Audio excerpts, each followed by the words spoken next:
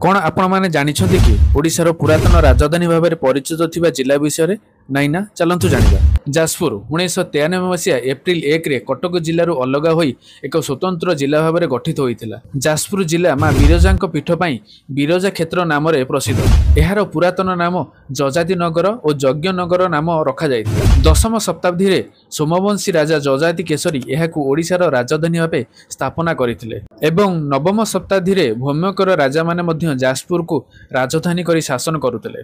यह बौद्ध धर्मर एक प्रमुख केन्द्र थिला एवं प्रसिद्ध पुष्पगिरी विश्वविद्यालय यही अंचल रहिथिला।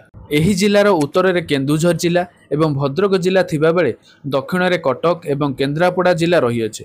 पश्चिम में ढेंकानाल जिला रहिथिबा बेले ब्राह्मणी एवं बैतरणी नदी एही जिला देई प्रवाहित हेउछि। दर्शनीय स्थान भाव में मां बिरजा मंदिर, रत्नगिरी, उदयगिरी, दशाश्वमेध घाट, गोकर्णेश्वर मंदिर रहिथिबा बेले रमादेवी एवं अभिमन्यु सामंत सिंहारक परी अनेक जोगजन्मा एही माटी रे जन्म ग्रहण करिसंते।